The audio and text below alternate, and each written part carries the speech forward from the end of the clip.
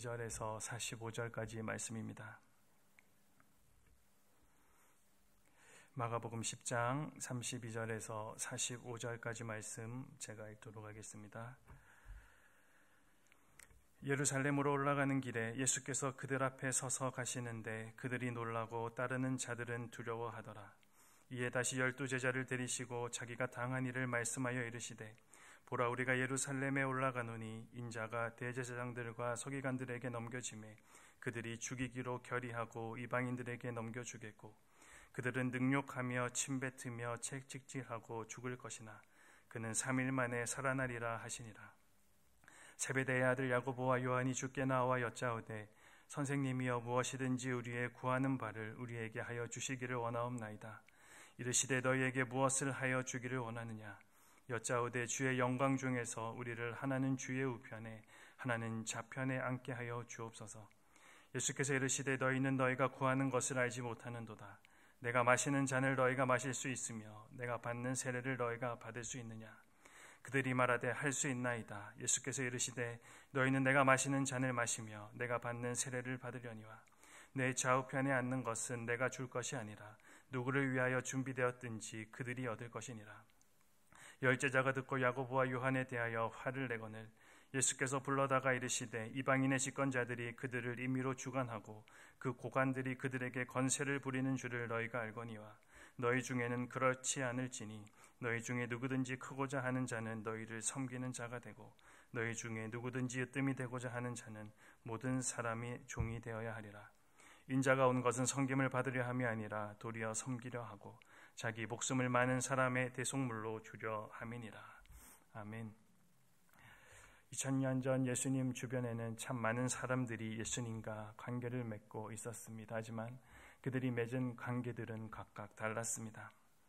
예수님에 대한 소문만 듣고 그 주위에 있었던 사람들이 있었고, 또 소문을 듣다가 궁금증이 생겨서 예수님을 한번 만나려고 온 사람들도 있었습니다. 예수님을 적극적으로 거부하거나 또 배척하고 더 나아가서는 적대적으로 대하는 일도 있었는데 그들이 바로 유대교 지도층 인사들이 이런 부류에 속했습니다. 반면에 예수님과 가까운 관계를 맺었던 사람들도 있습니다. 그런 이들이 복음서에 자주 등장하고 있는데 바로 제자로 부름받은 이들입니다. 우리의 신앙생활에 있어서 궁극적인 목표는 예수님의 제자가 되는 것입니다. 제자는 무엇보다도 앞서 가신 예수님께서 하신 그 일들을 수행하고 그분이 가신 길을 걸어갈 수 있어야 하는 것입니다. 그러나 어느 날 수많은 사람들이 예수님을 믿는다라고 말하지만 그들 모두가 그분의 제자가 되는 것은 아닙니다. 그분의 제자가 된다라는 사실은 그들에게 있어서 무한한 영광이기도 하지만 또 다른 한편으로는 도전이 되기도 하기 때문입니다.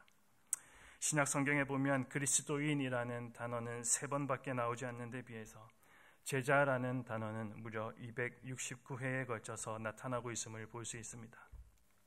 믿는 사람들에게 있어서 신앙생활의 목표는 그만큼 예수님을 닮아서 그분의 제자가 되는 데 있음을 기억할 수 있는 부분입니다.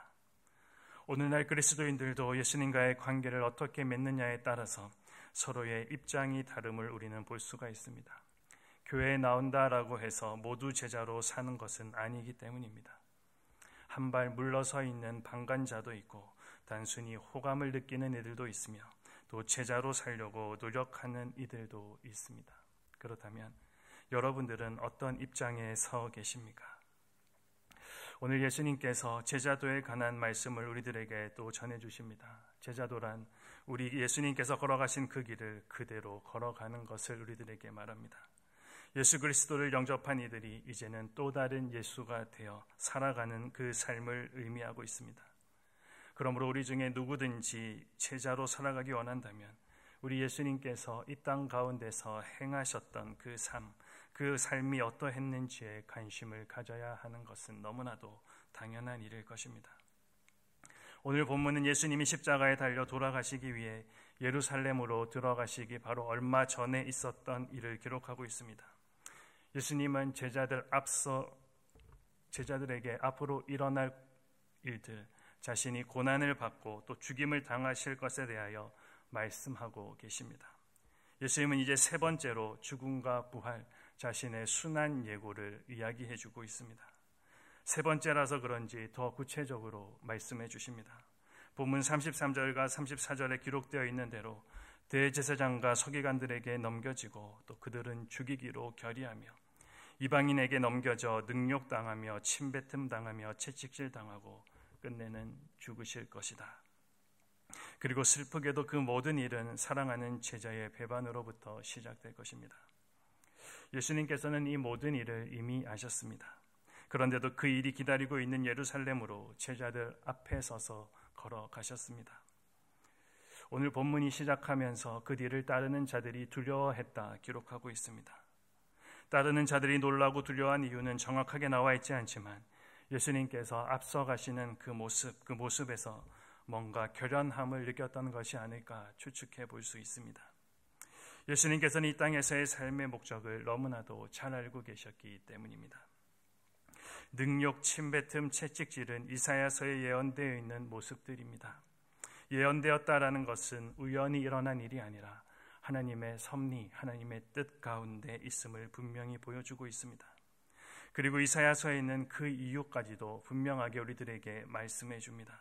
그것은 바로 우리의 허물, 우리의 죄악 때문이었다라고 일러줍니다. 예수님의 고난과 죽음을 통해 우리는 나음을 입고 하나님과 화평을 누리게 되었습니다. 다행스러운 것은 죽음이 이 이야기의 끝이 아니다라는 사실입니다. 예수님께서는 3일 만에 살아날 것이라고 약속하셨습니다. 그리고 그 약속대로 3일 만에 죽음을 이기시고 부활하셨습니다. 이것이 바로 복음입니다. 단순하면서도 강력한 우리의 생명을 살리는 진리입니다.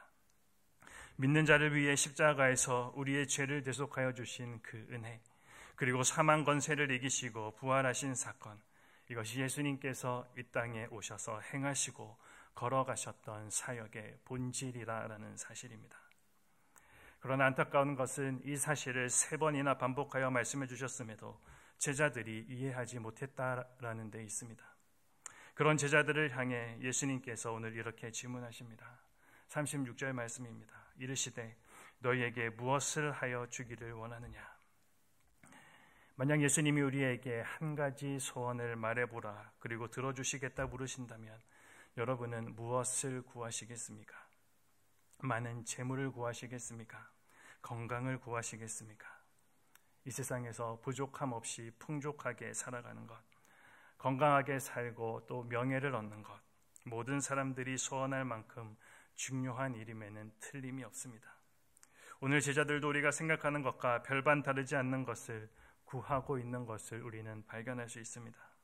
바로 그 뒤에 37절을 보시면 여짜오되 주의 영광 중에서 우리를 하나는 주의 우편에 하나는 좌편에 앉게 하여 주시옵소서. 야고보와 요한은 여전히 예수님이 영화를 누리실 것이라 믿고 있습니다.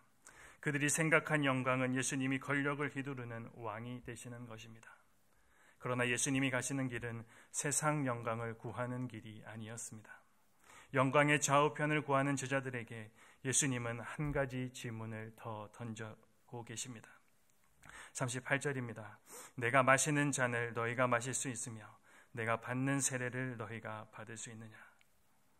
예수님이 말씀하시는 나의 잔과 세례는 자신이 당할 고통과 고난 그리고 죽음을 가리키고 있습니다.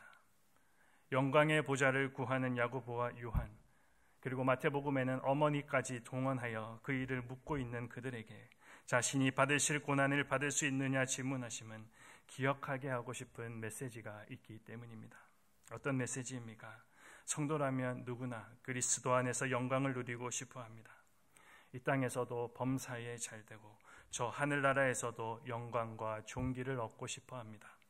하지만 잊지 말아야 할 것은 그 영광에 참여하기 위해서는 먼저 고난에 참여하고 그 고난을 통과해야만 영광에도 참여할 수 있다라는 사실입니다.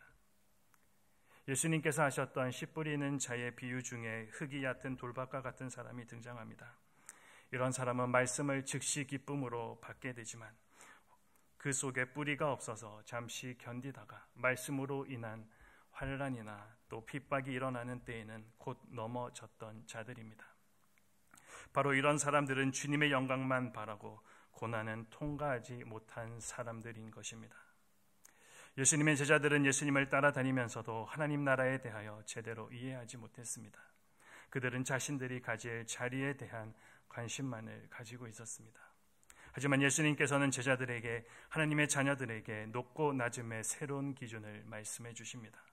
그것은 다른 사람을 섬겨야 하고 다른 사람의 종이 되어야 함을 다시 한번 말씀해 주시는 것입니다. 예수님이 추구하신 자리는 섬김과 십자가입니다. 그러나 제자들은, 그리고 오늘 우리들은 영광의 자리를 두고 화내며 다투기까지 합니다. 섬김은 제자들과 세상 권력자들을 구별되게 하는 모습입니다. 세상 권세는 자기가 편하기 위해 다른 사람을 희생시키지만 섬김은 내가 먼저 불편과 손해와 희생을 감수하는 일입니다.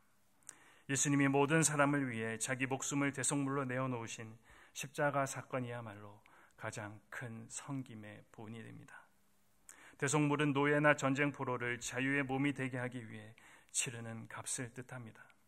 다른 사람의 자유를 위해 자기를 희생하는 사람이 하나님 나라에서 으뜸이다라는 사실입니다. 섬김은 예수님을 따르는 길이자 하나님 나라의 최고의 가치라 오늘 우리들에게 다시 한번 말씀해 주십니다. 오늘 예수님 앞에 놓여진 길은 사람들이 말하는 성공의 길도 아니고 사실 또 가고 싶어 하는 길도 아니었습니다. 하지만 예수님께서는 자신에게 주어진 그 사명의 길, 자신이 이 땅에 온 목적이 바로 그것에 있음을 기억하고 온전히 이루시기 위하여서 최선을 다하셨습니다. 비록 그 길은 험하고 힘든 죽음의 길이지만 그 길이 죄에 빠진 모든 사람을 구원하는 길이기에 기꺼이 감당해 주시는 놀라운 사랑을 우리들에게 보여주셨습니다. 그리고 오늘 예수님은 자신을 따르는 제자들 그리고 우리들에게 똑같은 길 가기를 원하시며 그 길로 초청하고 계십니다. 43절 말씀입니다. 너희 중에는 그렇지 않을지니. 너희가 누구입니까? 예수님의 제자들 그리고 그 이후에 예수님을 따르는 사람들, 바로 우리들입니다. 우리는 그렇지 않다. 너희는 세상의 기준과 전혀 다른 기준을 가진 사람들이다. 지금 나는 무엇을 추구하며 살아가고 있습니까? 오늘 내가 예수님께 구하려 하는 것은 무엇입니까? 여러분은 무엇으로 인해 감사하고 또 무엇을 자랑하며 살아가고 계십니까? 겉으로는 예수님을 따르고 있으나 속으로는 내 개인의 욕망을 섬기고 있음을, 또 우리도 오늘 야고보와 요한처럼 그런 모습으로 나타날 수 있음을 주의해야 할 것입니다. 오늘도 우리에게 주어진 이 하루, 내 자신의 욕망이 아니라 정말로 우리가 사랑하는 그 예수님처럼 다른 사람을 섬기고 또 서로 사랑하기 위해 자신의 전부를 하나님께 드릴 수 있는 참 예수 그리스도의 제자로 살아가시는 복과 은혜가 있으시기를 주님의 이름으로 축복합니다. 아까 우리가 불렀던 찬양입니다. 새 찬송가 149